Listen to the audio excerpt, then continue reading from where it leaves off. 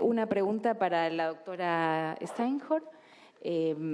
Muchas veces nos pasa en la unidad con bebés muy pequeños y displasia broncopulmonar que uno hace la búsqueda sistemática de la hipertensión pulmonar por ecocardiografía en el tiempo recomendado, según lo que usted nos recordó hoy también, y no es posible encontrarla ecográficamente.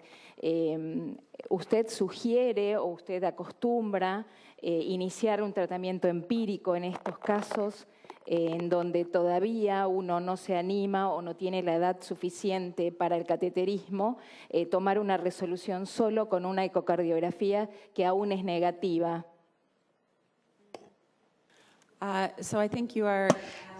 Creo que me está preguntando algo que es muy importante en una situación que no es poco frecuente.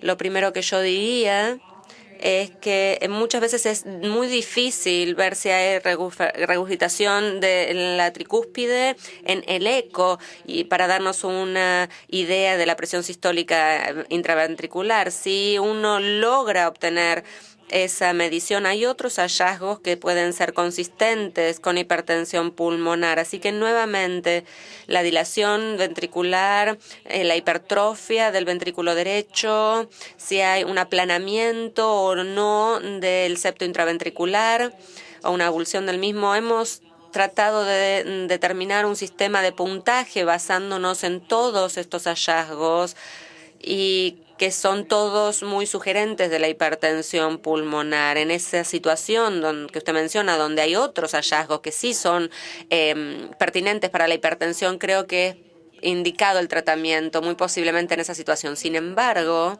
si no existe una hipertensión pulmonar, si realmente uno está convencido que no hay evidencia de la hipertensión pulmonar, es difícil justificar el tratarla.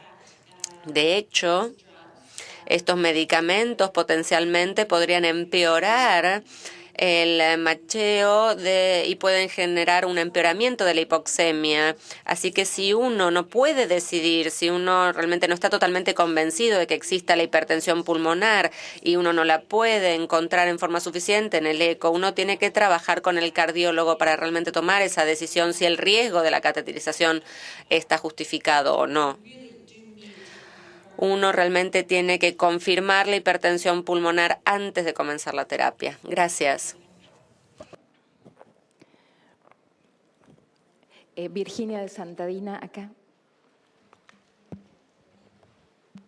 Buen día. Mi pregunta es para el doctor Rigó. Dos partes. Primer parte, la nutrición precoz y agresiva. Preguntarle su opinión de las nuevas emulsiones lipídicas en estos pacientes. Y, bueno, hay un Cochrane que dice que sirven mucho con la evidencia para la retinopatía, pero está en discusión para la displasia. Y la segunda parte de la pregunta es, una vez que está diagnosticada, que el paciente tiene su displasia establecida, con respecto al tratamiento nutricional, su opinión sobre la suplementación de zinc en estos pacientes que además muchas veces tienen diuréticos y volumen de aporte restringido.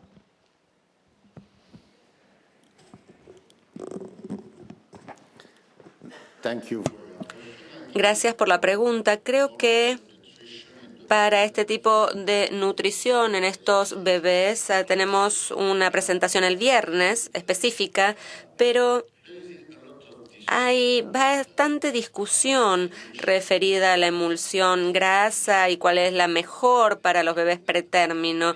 Creo que de hecho no existe evidencia ninguna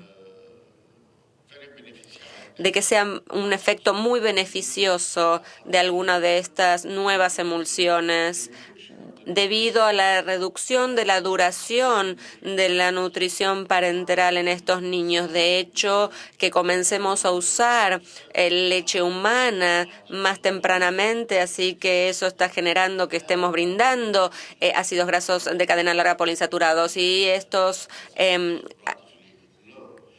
tienen un índice bastante bajo, así que no creo que el problema esté referido a la nutrición parenteral de larga duración y enfermedad hepática, porque esta es otra pregunta totalmente distinta. Lo que yo tengo que enfatizar en este punto es que las emulsiones que ya teníamos, que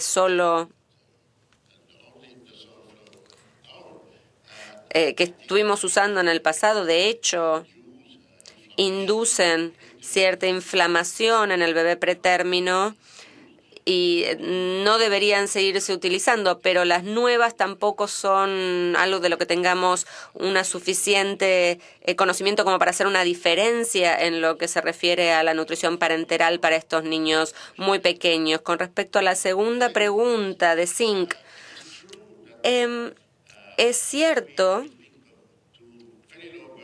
que cuando hablamos de bebés de muy bajo peso al nacer, cuando van a ser dados de alta, necesitan un suplemento mineral especial y probablemente de elementos traza, porque el índice de crecimiento sigue siendo rápido y aparte, en las primeras semanas de vida también tienen un déficit acumulado del aporte de zinc, así que es cierto que el zinc mejora el crecimiento en los bebés pretérmino y en el momento del alta,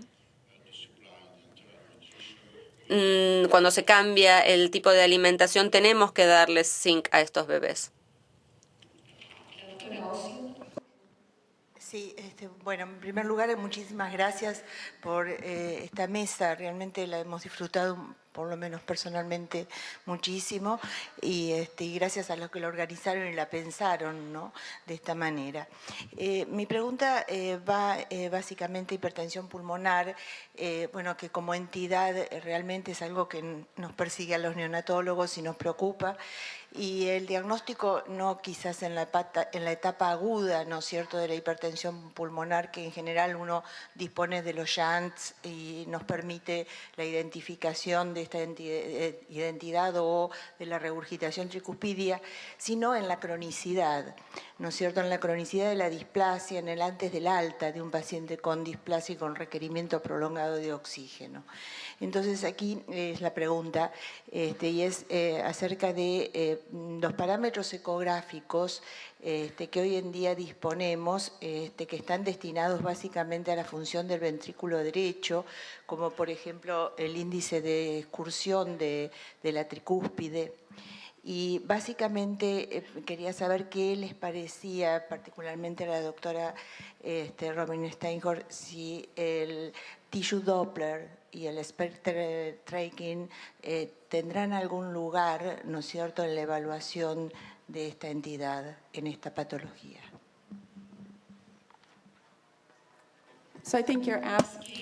Usted pregunta algo que es tan importante, me parece. Nosotros absolutamente necesitamos mejores herramientas para monitorear la función ventricular, tanto derecha como izquierda, en el curso del tiempo, para que ya sea el TAPSI, la excursión anular, será útil para estos bebés. Todavía es algo que vemos como muy posible, pero necesita de mayor investigación. Creo que la pregunta también enfatiza la necesidad de un abordaje en equipo para manejar a estos niños una vez que han sido identificados. Tener, por ejemplo, en nuestro departamento tenemos un equipo de hipertensión pulmonar y como parte de ese equipo trabajamos solo con bebés con hipertensión pulmonar asociada a la displasia broncopulmonar porque son distintos de otros bebés que vienen a nuestra clínica. Entonces tenemos un cardiólogo que necesitan estos bebés, un neonatólogo también que tiene experiencia en esta condición y necesitan un pulmonólogo que pueda manejar la enfermedad pulmonar. Muchas veces estos niños tienen que tener traqueostomías. En nuestros países van a sus casas con ventilación mecánica muchas veces, así que necesitan un equipo completo que esté trabajando en forma conjunta para monitorearlos.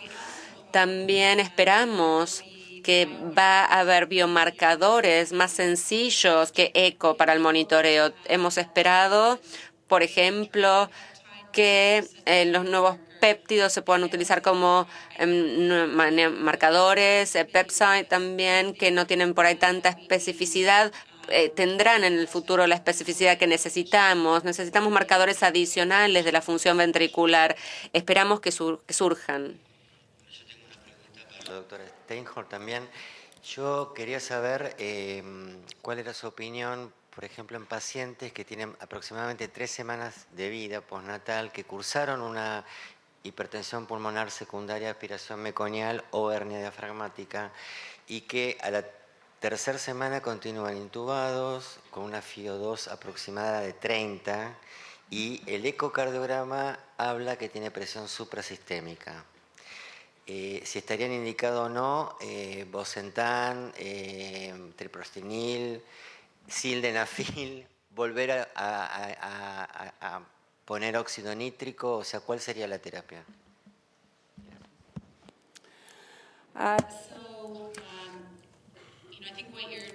Creo que lo que está describiendo es una situación que tiene que evaluarse al lado de la cama del paciente. Les puedo decir, por ejemplo, que un bebé de 3 semanas con una hernia diafragmática congénita, como usted describe, por ejemplo, a mí me interesaría saber cuál es la función cardíaca, cuál es el ventrículo derecho y el izquierdo, si tiene que tener algún apoyo, por ejemplo, con milrinona o algún otro anodilatador. Si el ventrículo derecho está en problemas, si hay dilatación del ventrículo derecho, si hay un arco del septo intraventricular, ese bebé va a necesitar tratamiento. Óxido nítrico tiene la ventaja de poder brindarse rápidamente y la respuesta se ve también rápidamente en general, pero el bebé que usted describe muy probablemente va a necesitar algún tipo de terapia crónica. Mi práctica personal es que comienzo con sildenafil, que es una terapia más sencilla, bastante sencilla de utilizar. Si hay una respuesta, tendrían que ver la respuesta en el eco en 24 a 48 horas. Para terapia crónica, como se discutió, hay que hacer un monitoreo muy de cerca. Lo que creo que no mencioné es que, en particular para bebés con hernias diafragmáticas y BPD, muchas veces tienen reflujo y el sildenafil, los padres les va a decir, empeoran el reflujo, así que hay que hacer un monitoreo también de eso. Yo tiendo a utilizar Bosentan como mi segundo medicamento, mi segunda droga, pero hay que monitorear la función hepática muy de cerca. Y la enfermera que esté manejando el medicamento tiene que hacerlo con mucho cuidado porque es teratogénico. Sin embargo, creo que lo que va a surgir en los próximos años, especialmente si continuamos viendo resultados positivos, es más utilización de remodelina. Es más sencillo de utilizar en hernias diafragmáticas. Hay resultados anecdóticos de momento que son espectaculares. Resultados que son muy prometedores. Así que estamos esperando el ensayo clínico que recién ahora está arrancando. Es más para hipertensión pulmonar aguda, pero pueden seguir tomando el medicamento hasta un mes estos bebés y esperamos que ese sea un fármaco que les permita hacer la transición a un bebé como el que ustedes describen, de esa fase aguda a la crónica de la hipertensión pulmonar. Gracias. Última pregunta, Ana. Sí, esta es una pregunta para la doctora Sines, que quería saber cuáles eran las estrategias más útiles a largo y mediano plazo para disminuir las alteraciones del neurodesarrollo en niños con displasia broncopulmonar.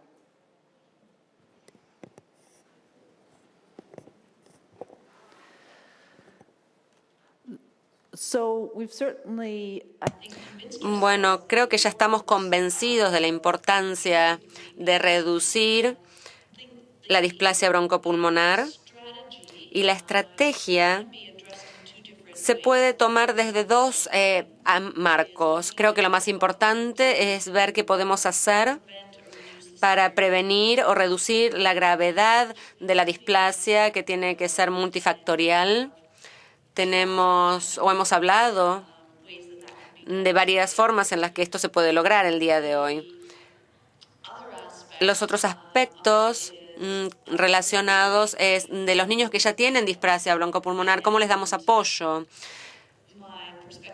Mi perspectiva en ese sentido es darles apoyo nutricional, y creo que también es muy importante darles apoyo a las familias que tienen un papel tan importante que jugar en lo que se refiere particularmente al desarrollo del lenguaje cognitivo de sus niños. No debemos dejar eso de lado. Creo que tal vez eso es de lo que nos estamos olvidando en parte, aunque existe evidencia de cómo los padres con sus intervenciones pueden mejorar especialmente los resultados del lenguaje y cognitivos, específicamente, bueno, no sabemos si esto es específico para la displasia, pero se ve en otros casos también, así que me parece que sería lo mismo, muy similar en estos niños. Otro aspecto que no mencioné demasiado porque está más basado en mi experiencia clínica que lo que he encontrado en la bibliografía. En la clínica, los niños con displasia, con hospitalización prolongada, con displasia broncopulmonar, tienen menos reserva respiratoria y también el desarrollo motor se ve retrasado con respecto a otros aspectos, simplemente porque no han tenido la oportunidad de hacer muchas de las capacidades motoras que hacen otros niños por la internación también, y por lo tanto que haya intervención en un programa temprano va a facilitar que luego, a medida que mejoran los pulmones, puedan adelantar para asegurar que tengan la oportunidad de tener intervenciones apropiadas con la edad, apropiadas con el nivel de desarrollo. Esto sería otra posible intervención.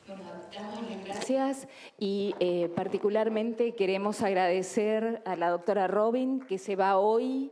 La despedimos cálidamente y esperamos volverla a ver pronto en nuestro país dando una conferencia. Gracias a todos.